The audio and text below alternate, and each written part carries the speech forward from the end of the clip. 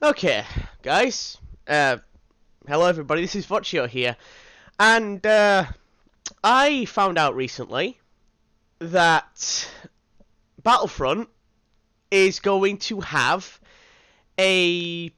I'm assuming since it's $50 in America, probably 45 pounds over here. A season pass. What the fuck is going on with the industry? Seriously, what? Like, okay, you know what, guys? I was considering getting this game for a short amount of time. I actually decided not to before I even found out this news the other day. Well, today.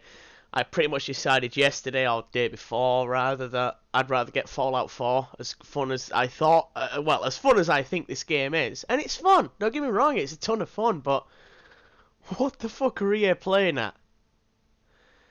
$50 for a season pass. And also, according to what I heard, but by the way, the channel I watched for this news is Review Tech USA. Rich knows how to report on this stuff, but he said that the deluxe edition is. Oh, there's a version of the game coming out that's the same price as the standard game with the season pass. So there's not even any point buying that edition because it's the same amount of money. You're not saving anything. So what's the point? What's the point of releasing like a limited edition or special edition of the game that comes with the season pass when it's the same price as buying, I think, the deluxe edition with the season pass, or even the standard edition maybe? I'm not sure. Still kind of tired. I'm still kind of tired. It's early, but I wanted to make this fucking video when I found this out.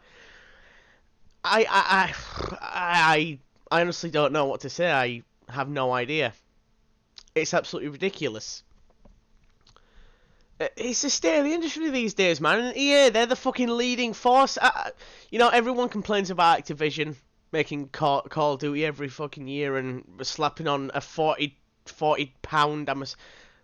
I need to check the price of the Black Ops 3 Season Pass. But you guys get what I'm saying, right? Everyone complains about Activision doing it. And everyone complains about EA doing it.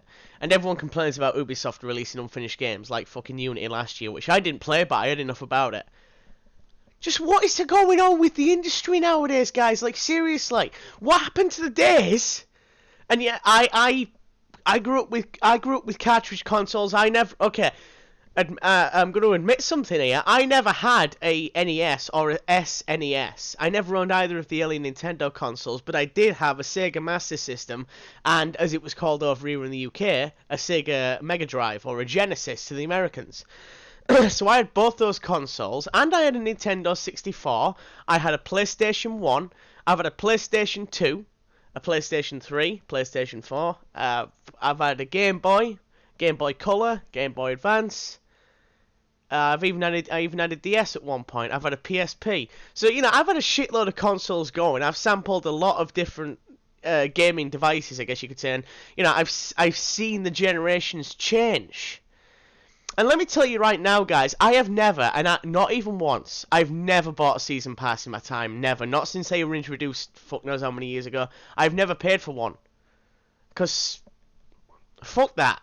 Just fuck that shit. Because I don't even fully know what they do, to be honest with you. I'm that unfamiliar with them. From what I understand, certain season passes give you all the DLC for the game for free. And other DLC passes only give you a discount on all the DLC when it comes out. That's how I believe it works.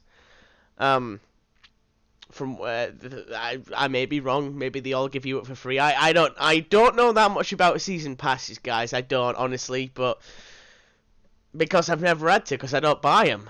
You know, I just pay for the DLC I want. The thing is, I don't mind spending a bit of extra money on good DLC. I mean, I really don't. It doesn't bother me. If the DLC is good enough and I think it's worth the money, then fine, whatever. But yeah, the fucking industry. And the thing is, the problem with games nowadays is the amount of money they cost to develop is ridiculous.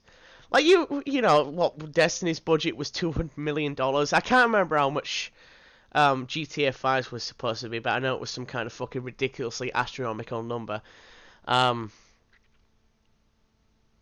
You know, the thing is, budgets are getting big these days. I was trying to think of another one, but I can't. The thing is, budgets are getting big these days, right? They're getting fucking huge.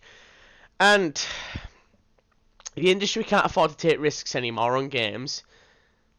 Well, most developers can't. Pardon me, sorry about that, everybody. And that's the problem, isn't it? That's the issue right there. The fact that they have to spend all this money on developing a game, and they need to make a profit off of it, so they have to fucking milk the hell out of us with these microtransactions, these season passes, all this bullshit. There has to be another way to do business. There has to be something else. Like, because the production values for games are so big now, and I mean, Battlefront's an example. Look at Darth Vader right here. He's fucking awesome. Yeah, it's amazing. And I actually really enjoyed this, even though I think the heroes in this game are way underpowered. Darth Vader's still fucking badass, and look how well they've realised and they've given him force choke, and it's just so damn awesome. And you know, this is what I'm talking about, the production values, and it costs so much money to do, so they need to make a profit, and I don't know. I do think that, you know, modern gaming should change, but what can they change? I mean, do we accept lower graphics? I mean, Star Wars Battlefront looks really impressive for what it is. I don't know what this game's budget is, though. I really don't. You know, I'm assuming it's fairly big with how good the graphics are, how good the gameplay is, even though, yes, we all know the game is unbalanced to fuck. Walker Assault, yeah. We all know that, but the gameplay itself is really well done. That must have cost a lot of money to get right. But $50 fucking for a season pass. $50. I mean, everyone thought Black Ops 3 was bad. They got nothing on the air. Activision got no... I like when that grenade bounced off my head. Activision have got nothing on the air, though, guys. They really haven't. Because holy shit. I mean, anyone remember fucking Dead Space 3 and the microtransactions in that? That was one of the earliest games I played that did it. And it was annoying as well. They made sure it was... I mean, it was like a fucking mobile game right there. Because the thing is, you either saved up... I mean, I remember you either saved up your ration seals over the course of, like, one playthrough. I mean, I played through that game about... I don't know how many fucking times. Like, I completed Dead Space 3 about 1,000 times. I enjoyed it a lot. Even though, yeah, I'm not going to talk about it. What I thought of the game, because that'd take ages. But, you know, I played through the game like 1,000 times, I guess, because I still enjoyed playing it. And, you know, I got familiar with the microtransactions in it, and it pissed me off how it works. You know, how the ration seal system worked, and how you have to wait fucking ages before you get enough ration seals to buy a weapon pack or whatever. And that's one of the earliest examples of microtransactions I experienced. And it was really annoying. And it was really fucking bad. And then you had Mass Effect 3, which kind of did the same thing, but it wasn't as bad because you could get a Spectre pack after a single gold match, which was a bit better. Weird, right? Really weird that it's more... I mean, the microtransaction system and the upgrade system is worse in a single-player game than it is in a multiplayer game, I swear. I don't know what they were doing with Dead Space 3 compared to Mass Effect 3, because, like I said, the microtransaction in Mass Effect 3 never bothered me. I never bought into it once.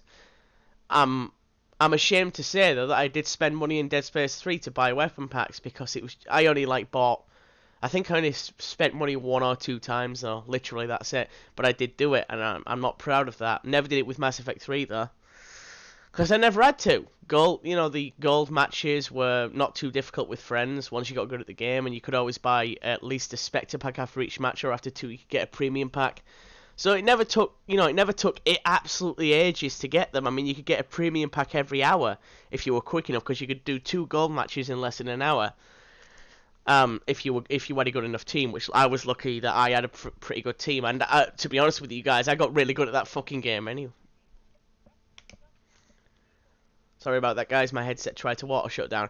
I mean, I got really good at that game anyway with the Geth Infiltrator and the Javelin. Oh, guys, you should have seen me. I was a beast.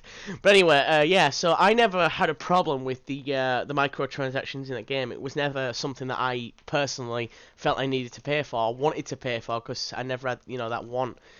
But Dead Space 3, yeah, was a different kettle of fish. But anyway, I'm rambling about these two games. My point is, Battlefront, I don't know. It's fun, but I don't know what to say about what EA are doing. I really don't. Well, I do. I've already said a bunch. I don't know. Like I said, they obviously they're businesses, and if they're gonna keep making games, they need to make a profit so they can put more of those profits into future titles. That's just how it works. At least I'm pretty sure that's how it works, you know? I mean, of course we all complain that we're getting milked, and we are getting fucking milked. We are definitely getting milked by the industry, there's no lie there, that's definitely true. But what you gotta wonder is there another way? I mean, are we stuck like this? Is this just a fad, a trend that's gonna die out, or is it gonna get worse? I'll tell you right now, if people keep buying season passes and paying for microtransactions, it's gonna get worse. By the way, guys, the only microtransactions I've ever paid for were the ones in Dead Space 3. Before anyone makes a comment saying I support them. I haven't paid for a microtransaction in years, not since that game came out. And I regret doing it even then. I'm not fucking proud of it. So yeah, basically, it's going to get worse if we keep buying into it. We all know this. It's going to get so much worse. Eventually, it might get to, well, I mean, Buggy2988 has said it. The industry's probably heading for a crash with the states in, and the future might be left to indie devs. They'll be the ones who save the industry and bring it back from the dead, most likely.